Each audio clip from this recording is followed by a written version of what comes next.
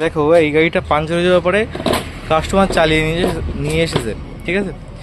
খুব কষ্ট করে খোলার পরে টায়ারটা খুললো, তারপরে টিউবটার অবস্থা দেখো কীভাবে আছে। এই সাইডে দেখি, খুলে খুললে এই সাইড দিয়ে দেখো, সব টোটালে টায়ারে নিচে টিউব, ঠিক আছে। টিউবের অবস্থা খারাপ। টিউবের অবস্থা দেখো, দেখি এটা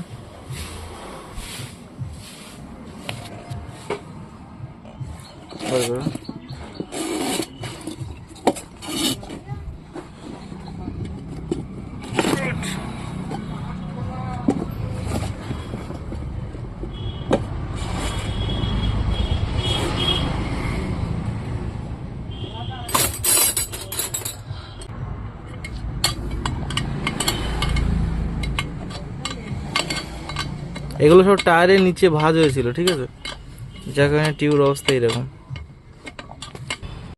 আর সব থেকে বড় কথা হচ্ছে গাড়িতে এই তো টায়ারের অবস্থা, আর গাড়িতে মেইন স্ট্যান্ড নেই। হ্যাঁ, এই দেখো, এই কিন্তু নলের গোড়া টোটালি উঠে গেছে, ঠিক আছে। নলের এই হচ্ছে নলের গোড়া, নল উঠে গেছে। আর এই হচ্ছে অন্য সাইডের অবস্থা, ঠিক আছে। টিউব টোটালি বাদ।